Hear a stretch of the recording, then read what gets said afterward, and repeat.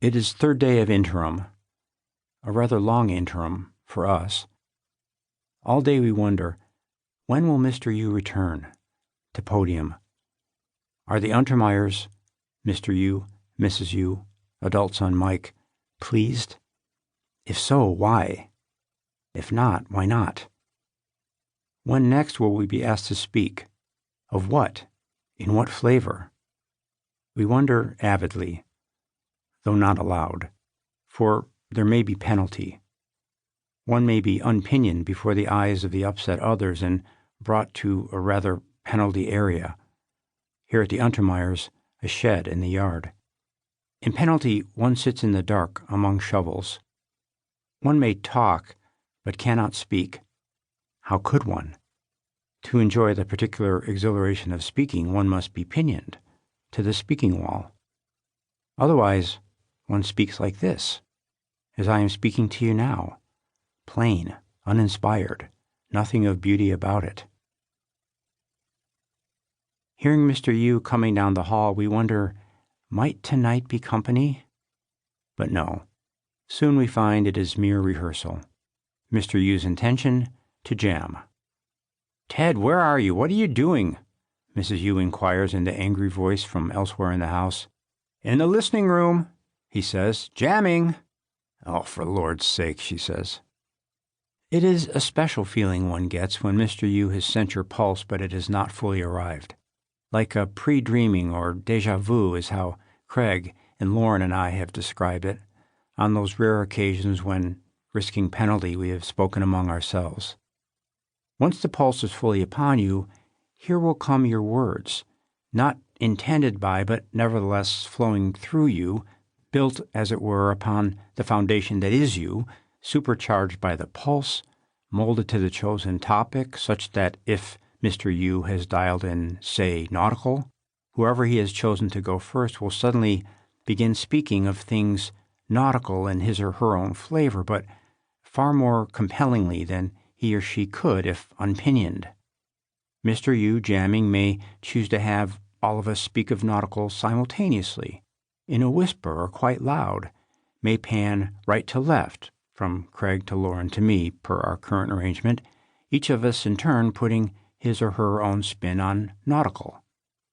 Tonight I feel the pre-dreaming déjà vu feeling, and then, across the slick vast field of the main deck aslant with the latest breaker, I find myself calling out, amid a positive babble of shouted voices in manifold accents and dialects, hoary hands grip and release rain-slicked masts as the rain pounds crosswise the dark wood deck veined by ancient ropes greenish with mold, beneath the booted feet, racing to address a faltering nod or stay, as each lad wonders, will he live out the storm or come to claustrophobic choking end, seeking deep to expire in the watery Jones locker with the many-tentacled abyss creatures of the...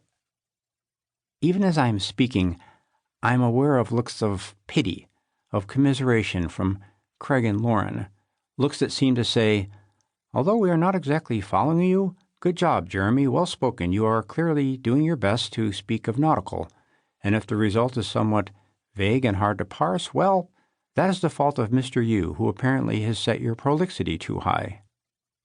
But they dare not judge me too harshly, for soon their pulses too will come.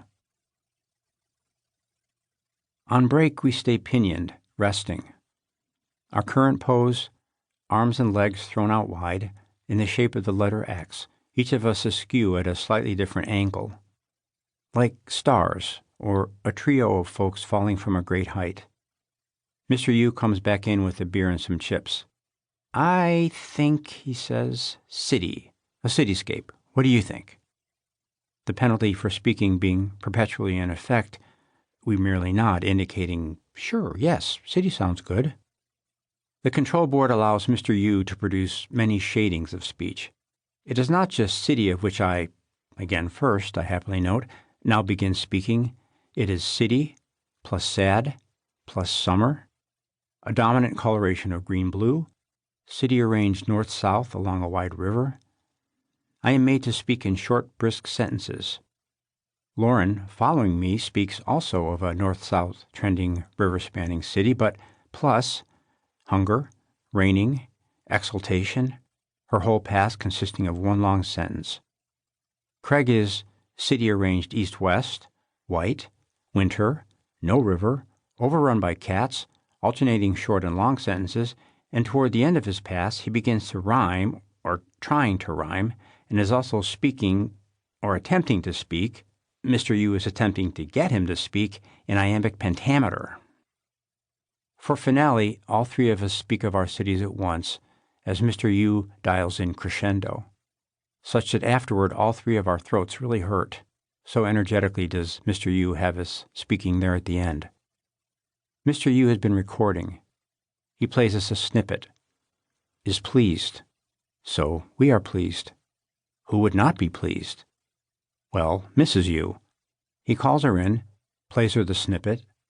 That is just some random noise, Ted, she says, and walks out. We watch Mr. U closely. Is he peeved? Seems to be. Yet still believes in us. We can tell by his smile, which says, has she ever liked a piece of ours yet? And we smile back, not yet. Mr. U climbs the stepladder to pop into each of our mouths a lozenge. Jean, the maid, comes in with 3 water sponges on sticks, with which she moistens our lips, and then it is dinner. And she feeds us by attaching our personal feed tubes to the tri-headed master feed tube coming out of her large jar of dining melange. Then steps aside to read her book as we dine. Though sore-throated, we have elation. Interim is over. Again we feel useful, creative, part of a team.